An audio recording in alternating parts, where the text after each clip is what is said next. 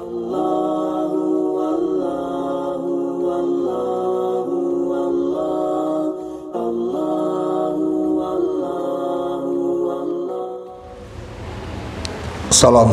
warahmatullahi wabarakatuh. Alhamdulillahirabbil alamin wala aqibatul lil muttaqin wala udwana illa alal zalimin wassalatu wassalamu ala asyrafil anbiya'i wal mursalin wa ala alihi washabbihi wa man tabi'ahum bi ihsanin ila yaumidin.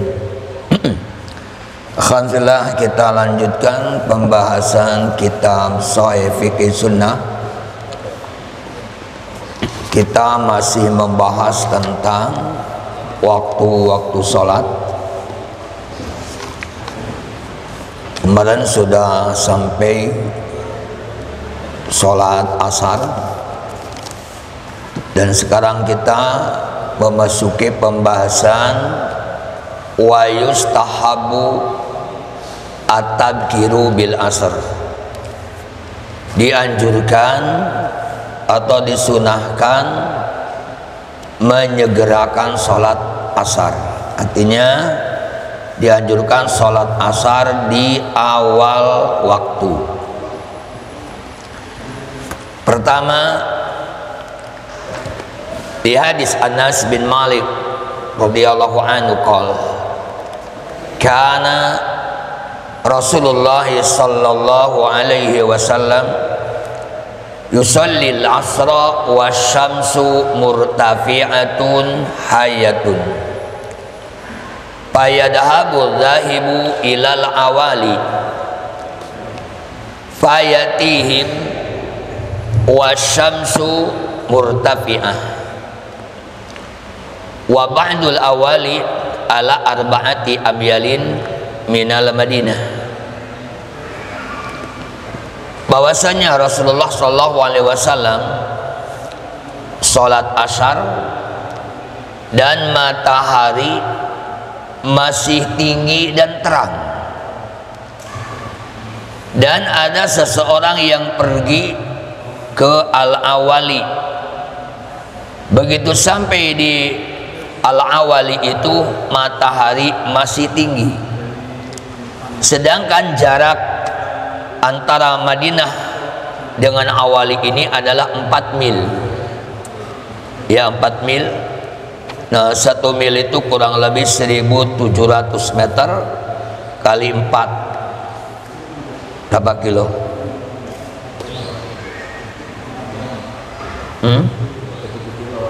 Hampir 7 kilo ya. Itu 7 kilo. Itu setelah sholat asar dia dari Masjid Nabawi pulang, perjalanan segitu, itu sampai di awal itu matahari masih tinggi. Ini menunjukkan bahwa Rasulullah Shallallahu Alaihi Wasallam sholat di awal waktu. Begitu juga dari Rafi bin Hudayj qala, dia berkata, kunna nusallil asra ma'a Rasulillah Shallallahu Alaihi Wasallam thumma nanharu al-jazur panaksimu asra kisam panaksimu asra kismin sumanat bahu panakulu lahmahu nadijan qabla maghribis syamsi. Kami sholat asar bersama Rasulullah Shallallahu Alaihi Wasallam. Setelah selesai sholat asar, kami menyembelih onta. Lalu onta itu kami bagi menjadi 10 bagian. Lalu kami masak daging onta tersebut dan kami makan. Matahari masih belum terbenam. Kan lumayan kan prosesnya motong onta, dipotong-potong sampai dimasak, ya, sampai mereka makan dagingnya itu. Setelah selesai masak, itu matahari masih belum terbenam. Ini menunjukkan ya Nabi SAW sholat di awal waktu juga. Kemudian at-targhib fil muhafidhah ala sholatil asar wa tarhib min tafwitiha. Ini adalah iwan filah ya. Kita ada anjuran untuk menjaga sholat asar Dan kita juga ada tarhib, ada ancaman jangan sampai melewatkan sholat asar. Pertama, Allah Subhanahu wa taala berfirman dalam surat Al-Baqarah ayat 238, "Hafidhu 'alas sholawati was sholatil wusta wa qumu lillahi qanitin." Jagalah semua salat dan salat wusta, dan berdirilah karena Allah di dalam salatmu dengan khusyuk. Nah, apa salat wusta itu? Wassalatul wusta hiya salatul asar. Salat wusta itu adalah salat asar. Dengan dalil berdasarkan hadis riwayat Imam Bukhari dan riwayat Imam Muslim, lama sagolahul ahzab, ketika ya perang Ahzab, Nabi SAW ya tidak sholat karena disibukkan oleh orang-orang musyrik yang bersekutukan dengan orang-orang Yahudi. Sampai Nabi menyebutkan sagoluna anis sholatil wusta, mereka telah menyibukkan kita dari sholat wusta, sholatil asar, yaitu sholat asar. Ya, jadi sholat wusta adalah sholat asar. Kemudian di dalam hadis yang diriwayatkan oleh Imam Muslim, hadisnya dari Abu Basrah Al-Ghifari radhiyallahu anhu, beliau berkata, "Shalla bina Rasulullah SAW al-asr bil mahmas." Bahwa Rasulullah SAW mengimamin kami sholat asar di mahmas. Faqala, setelah selesai Nabi bersabda, "Inna hadhihi sholah uridat ala man kana qablakum." Sesungguhnya sholat ini pernah diberikan kepada umat sebelum kalian. Pada ya'uha, lalu mereka menyanyiakannya. Faman hafadha 'alaiha kana lahu ajruhu maratain. Siapa yang bisa menjaga sholat asar, maka dia mendapat dua pahala, ya pahala dua kali lipat. Ya, pahalanya dua kali lipat. Wala sholata ba'daha hatta yatlu'a syahid, dan tidak ada sholat setelah sholat asar sampai terbit asyahid. Yang dimaksud asyahid adalah an-najmu, yaitu bintang. Nah, di sini jadi sholat asar ini adalah, kata Nabi, sholat yang pernah diwajibkan kepada umat-umat sebelum kita. Ya, jadi sholat asar, sholat yang pernah Allah wajibkan kepada umat sebelum kita, tapi mereka menyia-nyiakan sholat asar ini. Maksud menyia-nyiakan, tidak dilaksanakan oleh mereka. Lalu Nabi menjelaskan, faman hafadha 'alaiha kana lahu ajruhu maratain. Siapa saja yang bisa menjaga sholat asar, maka dia mendapat pahala dua kali lipat. Ya, dua kali lipat.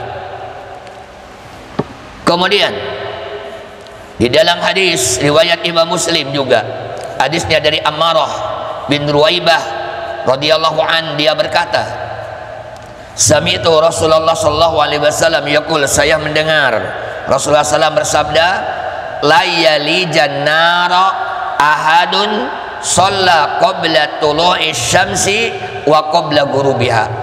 Tidak akan masuk neraka seseorang yang sholat sebelum terbitnya matahari dan sebelum terbenamnya matahari. Sholat apa? Ulang ya. La yalijan nara, tidak akan masuk neraka. Siapa? Ahadun sholla qabla tulu'i syamsi wa qabla ghurubiha. Seseorang yang sholat sebelum matahari terbit, berarti apa? Sholat subuh. Wa qabla ghurubiha, dan sebelum matahari terbenam, sholat asar. Ya, sholat asar. Jadi ibaratnya ya, ini hadisnya riwayat Muslim sahih nomor 634. Tapi hati-hati ya, hati-hati dengan hadis ini. Karena di dalam hadis ini kan siapa saja yang sholat sebelum matahari terbit dan sebelum matahari terbenam, berarti sholat asar dan sholat subuh, layan, tadi kata Nabi apa? Layali jannah, tidak akan masuk neraka. Ah, kalau begitu saya sholatnya ya subuh dan asar aja. Karena di sini Nabi menyebutkan ya tidak akan masuk neraka orang yang sholat 5 kali atau 5 waktu, tidak. Tapi tidak akan masuk neraka seseorang yang sholat sebelum matahari terbit dan sebelum matahari terbenam. Nanti sholatnya cukup 2 waktu saja. Ikhwan fillah, bukan begitu mananya. Ya, bukan begitu. Yang pertama, ikhwan fillah, pengertian dari hadis ini adalah karena ya sholat subuh ini, ya sholat subuh ini sholat yang paling berat, terutama paling berat bagi orang munafik. Begitu juga sholat asar. Sholat asar sebagaimana disebutkan dalam hadis sebelumnya, ya, tilka sholatul munafik yajlisu yarqubus syamsa hatta idza kanat baikana syaitan qoma fanaqarraha arba'an la yadkurullaha illa qalila. Nabi menyebutkan ketika ada orang yang mengakhirkan sholat asar, dia duduk aja mengawasi matahari aja terus. Ah, matahari masih tinggi, tenang aja, ntar aja deh. Ya terus aja ngelihat matahari masih tinggi. Begitu matahari sudah mau terbenam, dia baru sholat. Dan sholatnya juga panakoroha, kayak ayam matok makanan. Apa? Cepat sekali. Allah Akbar. Dan kata Nabi, itulah sholatnya orang munafik. Kalau kita ikhwan fillah sudah bisa menjaga sholat subuh dan sholat asar, tentu sholat yang 3 waktu lagi lebih bisa dijaga. Ya, sekali lagi, kalau kita sudah bisa menjaga sholat subuh dan sholat asar, maka sholat yang 3 waktu lagi akan lebih bisa untuk dijaga. Yang kedua, hadis ini menunjukkan keutamaannya sholat subuh dan sholat asar. Apa diantaranya ikhwan fillah? Sholat subuh dan sholat asar adalah sholat yang disaksikan oleh malaikat petugas malam dan oleh malaikat petugas siang. Karena malaikat ini ikhwan fillah kan nasib. Ya, malaikat petugas malam tugasnya itu dari asar sampai subuh. Malaikat petugas siang dari subuh sampai asar. Nah, ikhwan fillah, kalau banyak waktu asar nih ya, nah malaikat petugas siang ini tidak langsung pergi sebelum malaikat petugas malam ini datang. Nah, ketika kita ya sholat asar, maka nanti malaikat petugas ya siang ini kan dia laporan kepada Allah, ditanya, dalam keadaan apa hamba-hambaku ketika kamu tinggalkan? Mereka menjawab, mereka sedang sholat asar ya Allah. Dan malaikat petugas malam ditanya, dalam keadaan apa hamba-hambaku ketika kamu datang? Mereka sedang sholat asar ya Allah. Akhirnya malaikat petugas siang menyaksikan, petugas malam pun menyaksikan. Begitu juga sholat subuh. Nanti kalau umpamanya kita sholat subuhnya gak sholat, malah orang lain sholat berjamaah, kita malah ngorok, dalam keadaan apa hamba-hambaku kamu tinggalkan? Mereka dalam keadaan masih ngorok ya Allah. Ini ikhwan fillah, makanya sholat subuh dan sholat asar ini memiliki keutamaan yang besar. Yang keempat, bahwa Nabi SAW bersabda, man taraka sholat al-asri faqad habita amalu. Siapa yang meninggalkan sholat asar, amalnya hapus. Perhatikan ini ya, siapa yang meninggalkan sholat asar, amalnya hapus. Ini hadis riwayat Imam Bukhari, riwayat Imam Nasai, riwayat Imam Ahmad. Siapa yang meninggalkan sholat asar, amalannya hapus. Kok bisa? Qala Al-Imam Ibnu Al-Qayyim rahimahullahu taala, waladhi yadharu fil hadis wallahu a'lam bi muradi rasulih. Ya, kata Imam Ibnu Qayyim rahimahullahu taala, yang nampak dari hadis ini dan Allah lebih tahu terhadap maksud rasulnya. Begini ikhwan fillah, anna tarka nawani, meninggalkan sholat asar ini, ya, sholat asar ini adalah ada dua macam. Tarku kuliyin la yusolliha abada, fahada yabatul amal jami'ahu. Yang pertama, ada orang meninggalkan secara keseluruhan, dia tidak pernah selama-lamanya melaksanakan sholat itu. Nah, bagi orang yang tidak pernah melaksanakan sholat itu selama-lamanya, maka semua amalnya hapus. Wataroka watarku muayyanin fi yaumin muayyanin. Yang kedua, ada juga orang yang meninggalkan sholat itu, sholat tertentu pada hari tertentu. Pahada ya batu ya amala dalikal yaum, maka yang terhapus amal pada hari itu juga. Paham maksudnya? Kalau umpamanya iwan filah ya, hari sebelumnya kita sholat asar, tapi hari ini tidak sholat asar, maka amal yang hapus hanya amal hari ini saja. Ya, amal hanya hari ini saja yang hapus. Adapun amal-amal sebelumnya tidak. Ya, tidak. Kemudian iwan fillah, kalau ada pertanyaan, kaifa ya tabatul amal bi ghairi ridah, bagaimana amal bisa terhapus tanpa dengan murtad, tanpa dengan ridah? Kan biasanya ya yang membatalkan amal itu murtad, Mbak. Murtad itu keluar dari Islam. Maka jawabannya na'am, bisa. Amal seseorang bisa hapus ya, bukan dengan murtad. Sudah ditunjukkan oleh Al-Quran, sudah ditunjukkan oleh sunnah, sudah ditunjukkan oleh perkataan-perkataan para sahabat. Anas sayiat, ya, sesungguhnya keburukan itu bisa menghapus kebaikan, seperti kebaikan bisa menghapus keburukan.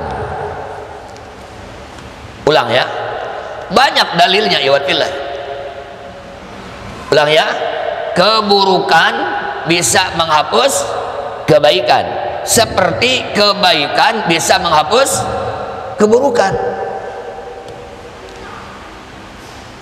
Kalau ya kebaikan bisa menghapus keburukan, banyak. Di antaranya kan seperti dalam hadis riwayat Imam At-Tirmidzi, ittaqillah haitsu ma kunta, bertakwalah kepada Allah di mana saja kamu berada. Wa atbi'is sayyi'atal hasanata tamhuha, ikuti perbuatan yang buruk dengan perbuatan yang baik, niscaya perbuatan yang baik bisa menghapus perbuatan yang buruk. Wa khaliqin nas bi khuluqin hasanin, dan pergaulilah manusia dengan akhlak yang baik. Contohnya saja sholat, iwan pillah, sholat yang 5 waktu bisa menghapus dosa kita, sholat Jumat bisa menghapus dosa kita, ya, puasa Ramadan bisa menghapus dosa kita, wudu yang benar bisa menghapus dosa kita, langkah kita dari rumah ke masjid mau sholat berjamaah bisa menghapus dosa kita. Itu berarti kebaikan-kebaikan yang bisa menghapus keburukan. Begitu juga kebalikannya, ada keburukan yang bisa menghapus kebaikan. Pertama, lihat ya, dalam Al-Quran surat Al-Baqarah ayat 264, Allah berfirman, ya ayyuhalladzina amanu la tubtilu shadaqatikum bil manni wal adha. Wahai orang-orang yang beriman, janganlah kamu membatalkan pahala sodakoh kalian bil manni, dengan apa? Bil manni itu adalah dengan menyebut-nyebutnya, ya, dengan menyebut-nyebutnya, wal ada, dan menyakiti perasaan orang yang menerimanya.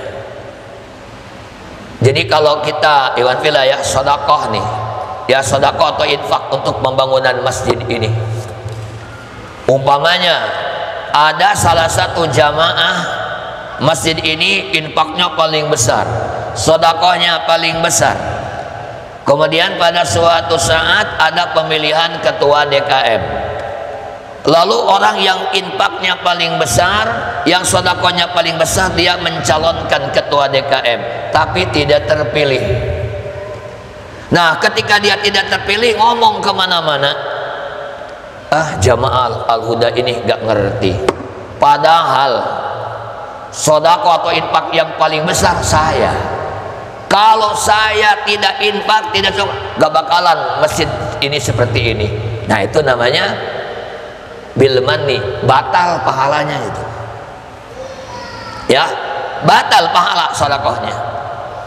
Atau wal ada, umpamanya ya, antum ngasih baju ke anak, kemudian anak pakai, nah di tengah orang banyak langsung antum bilang, gimana Pak, cukup bajunya?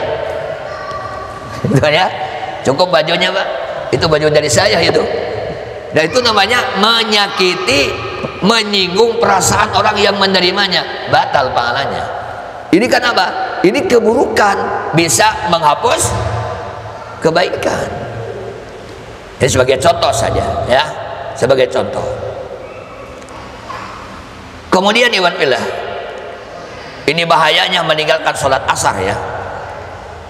Di dalam hadis yang diriwayatkan, dia tanya oleh Imam Bukhari dan Imam Muslim, bahwa alladzi tafutuhu ya sholatul asar faka annama wutiro ahlahu wa malahu.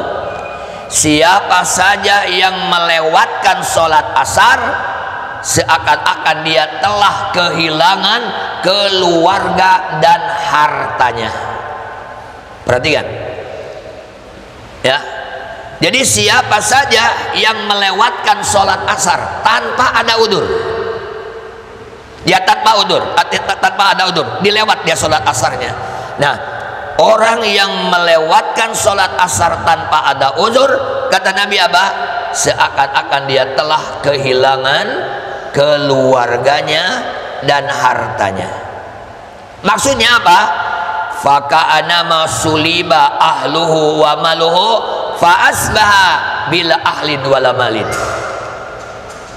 Iwan bila seakan-akan harta dan apa, anak dan harta dia itu ada yang merampas, keluarganya diambil orang, hartanya diambil orang.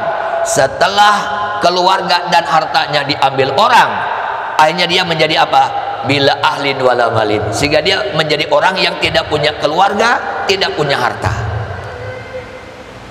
Maksudnya wahada ya tamsilun li ubuti amalihi bitarkiha. Ini suatu perumpamaan. Jadi orang yang meninggalkan sholat asar itu karena amalnya hapus, berarti dia tidak punya apa-apa. Digambarkan oleh Nabi itu ya, karena amalannya hapus adalah seperti orang yang tidak punya keluarga, tidak punya harta. Coba Iwan Pila, kalau kita keluarga gak punya, harta gak punya.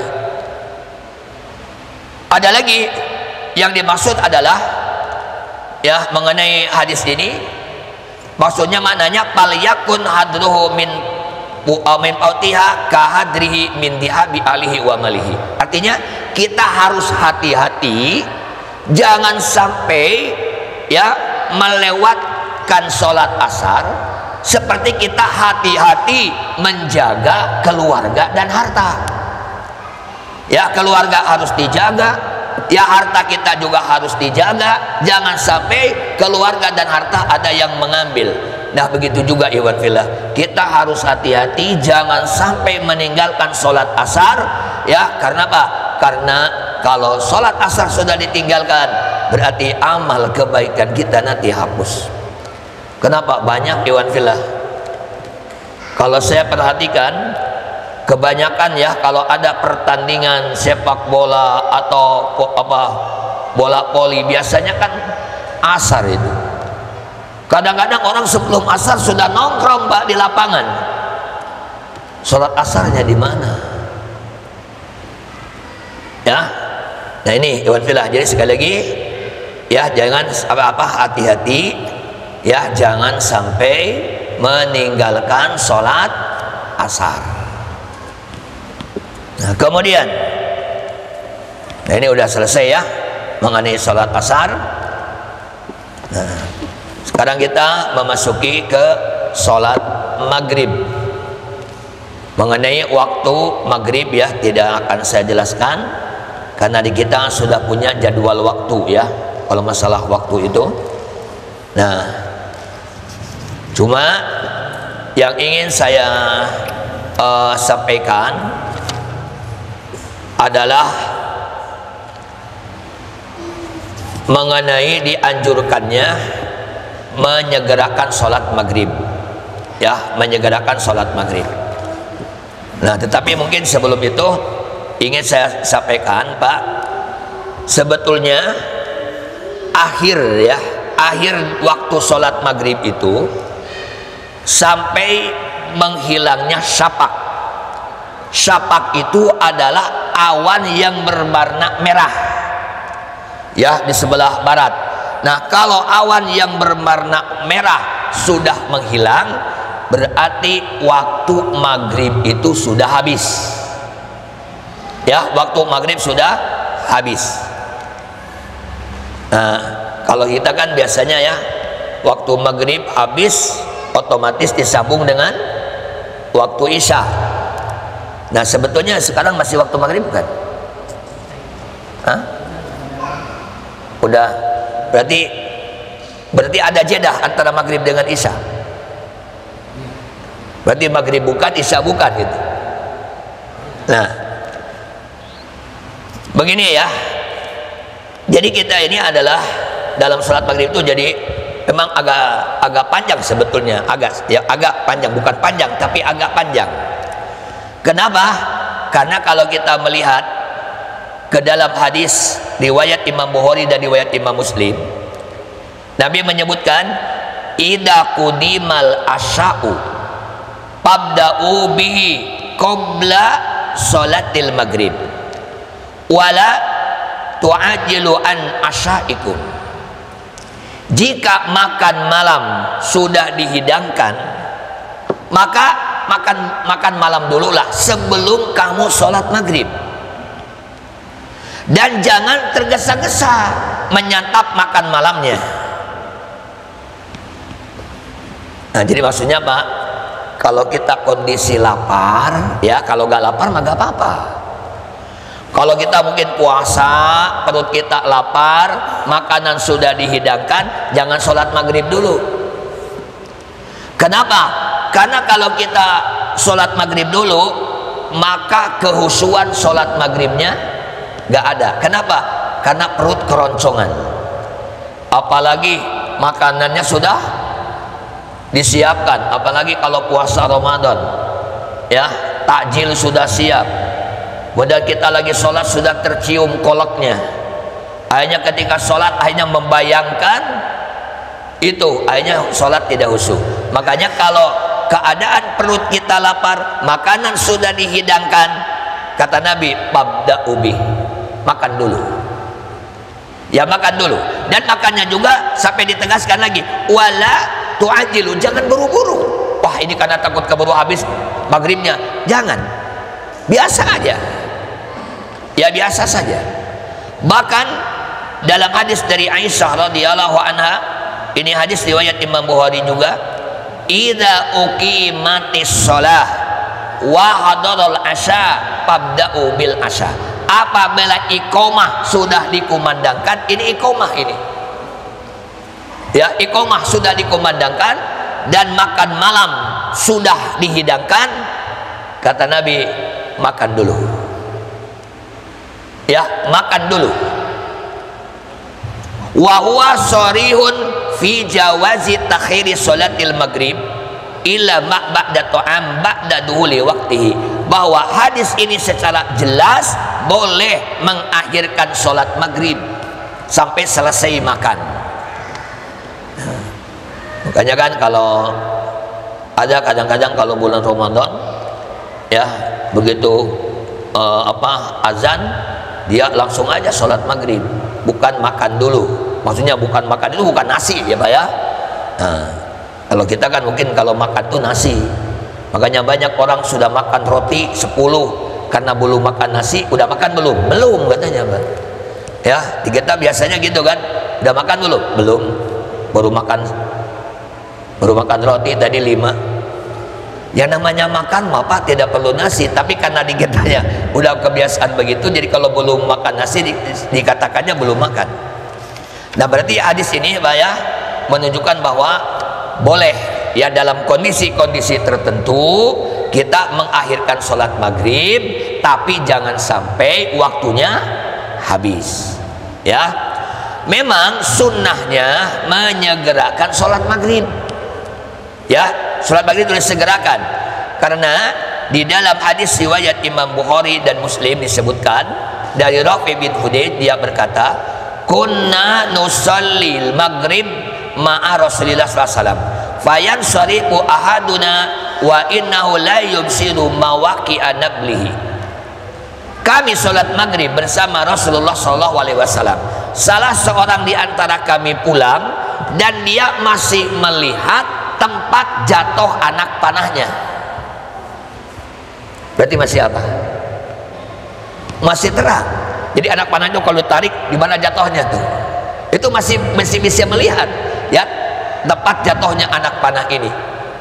Nah ini menunjukkan bahwa Nabi itu sholat maghribnya itu di awal waktu. Karena kalau di akhir waktu bagaimana ya bisa tempat jatuhnya anak panah masih bisa terlihat. Berarti kan sudah agak gelap. Begitu juga dari Uqbah bin Amir radhiyallahu an, anna Nabiy sallallahu alaihi wasallam qaal, la tazalu ummati bi khairin aw 'alal fitrati ma lam yuakhirul maghriba hatta tastabaqan nujum. Umatku senantiasa ada dalam kebaikan atau senantiasa ada di atas fitrah selama tidak mengakhirkan sholat maghrib sampai bintang-bintang bermunculan. Berarti ya, ulang lagi. Jadi umatku senantiasa ada dalam kebaikan atau umatku senantiasa berada di atas fitrah selama tidak mengakhirkan sholat maghrib ya sampai tadi bintang-bintang bermunculan. Nah ini juga hadis menunjukkan ya keutamaannya sholat maghrib itu di awal waktu. Nah ada pertanyaan? Iran. Kasusnya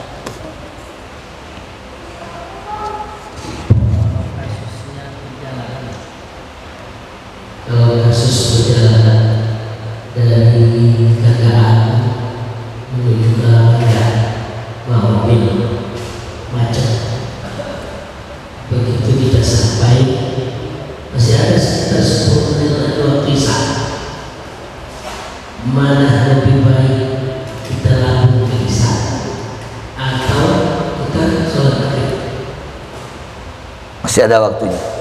Ya kalau isya saya setuju pokoknya.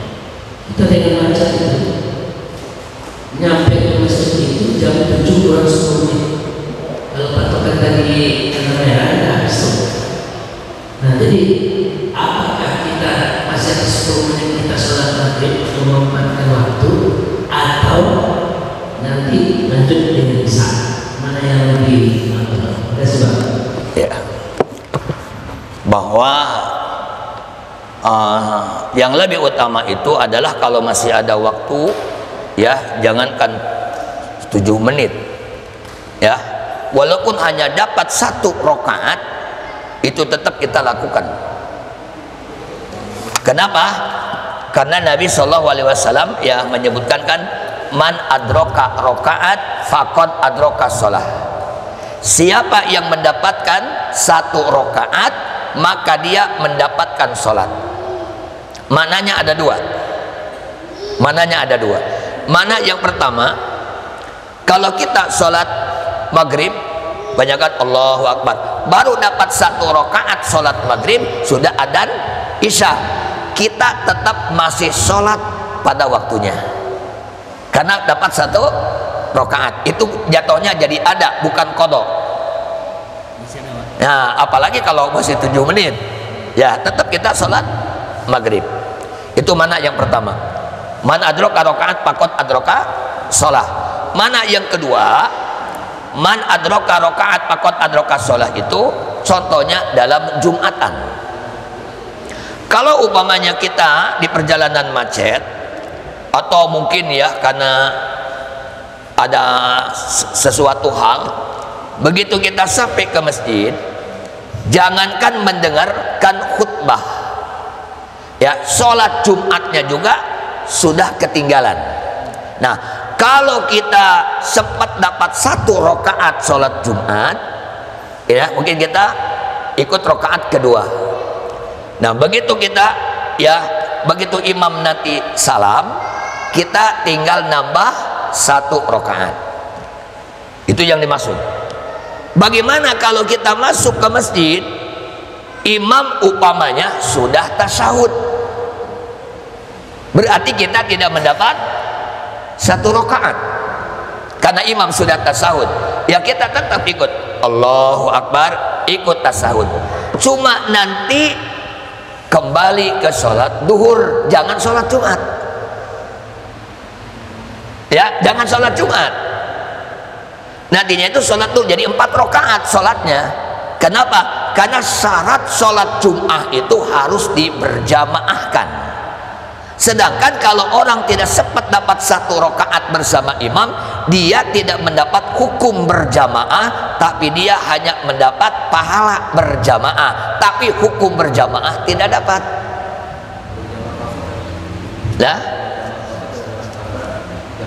ya, ini kan masalahnya dari Ganda Agung ke Taman Alamanda masalahnya itu. Gitu kan ya. Ya, jaraknya dekat sekali, tapi kalau macet gitu kan ya. Nah, tapi ya itu satu. Kalau yang kedua, kalau masalah jama ini kan boleh saja. Ya. Jadi kalau jama tidak disyaratkan harus safar. Yang disyaratkan harus safar adalah qashar. Ya, kalau qashar itu harus safar, tapi kalau jamak tidak perlu safar. Bahkan boleh dijamak ketika hujan. Contohnya, bayang kita masuk ke masjid pas sholat maghrib, hujan deras. Begitu selesai sholat maghrib, qomat, langsung dijamak dengan dengan isya. Pernah nggak sholat maghrib di sini hujan? Pernah? Oh iya di ujung. Ya, maksudnya di sini tuh di Alamanda, maksudnya. Masa di masjid hujan? Ya, tidak sabar. Ya, jadi kalau banyak kita pas sholat maghrib di sini itu sholat maghrib, ternyata hujan deras. Nah, kalau pas maghrib turun hujan deras, itu langsung aja dijamak dengan isya, langsung qomat dijamak dengan isya. Udah pernah? Belum. Kami waktu di As-Sunnah sering. Hah? Nah, kenapa kita masih posisi ada di mana? ya itulah ya, makanya nanti kita bahas dalam bab jamaah. Gitu ya. Pas kita sholat maghrib baru dapat 1 rakaat masuk waktu isya, apakah sholatnya itu diteruskan? Diterusin, jangan dibatalkan. Terusin 3 rakaat. Iya, terusin 3 rakaat. Hah? Lagi azan. Iya, kenapa? Karena kita sudah dapat 1 rakaat. Itu ya, diterusin. Cuma kalau kita umpamanya sudah ada niatan untuk jama', kan ya? Nah, kalau kita sudah ada niat untuk jama', ya boleh saja. Banyak kita sudah ada niatan nih karena macet, mau dijama' takhir saja, ya boleh saja. Ya, betul. Karena tadi kan kalau jama' itu tidak disyaratkan harus safar. Bahkan hujan pun bisa dijama'. Orang yang sakit bisa dijama'. Ya, bahkan Syaikhul Islam menjelaskan ya, contohnya kalau ada seseorang ini, contohnya banyak pas masuk waktu duhur rumahnya kebakaran. Kalau kita sholat duhur dulu, habislah semua barang yang ada di rumah. Nah, itu boleh dijama'. Selamatkan dulu barang-barang yang ada, ya, sholat bisa dijama'. Tapi tidak boleh dikosor karena bukan safar. Tapi kalau dijama' boleh. Makanya beda hukum jama' dengan hukum kosor. Jadi kalau kita banyak niatannya mau jama', ya silahkan. Itu paham? Nah, iya. Silakan.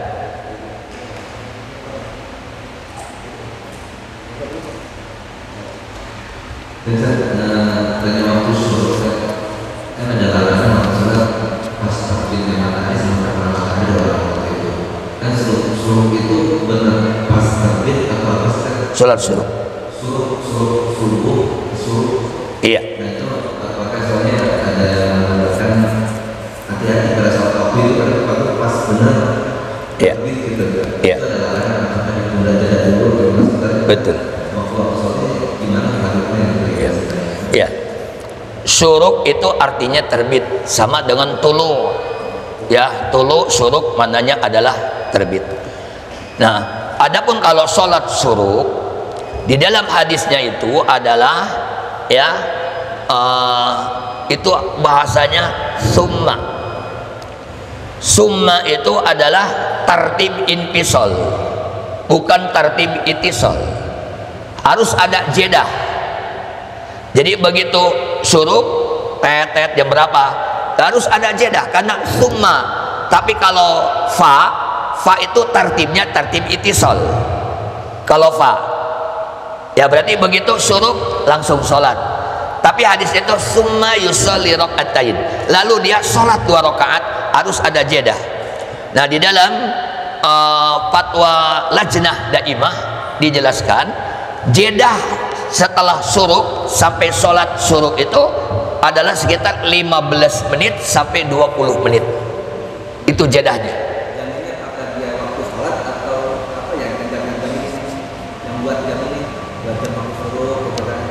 Iya, artinya kalau kita mau sholat syuruknya, kalau syuruk itu berarti kan hanya ngasih tahu itu waktu terbitnya matahari. Makanya itu sebutnya syuruk. Syuruk itu artinya terbitnya matahari.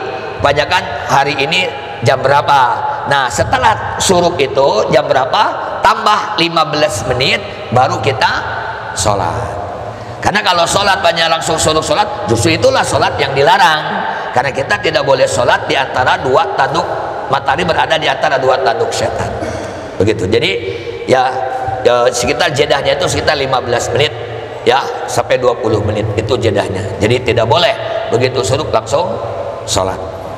Ya, mungkin ya karena sudah masuk waktu isya, ya ditutup aja langsung, ya sudah, antum yang tutup, ya.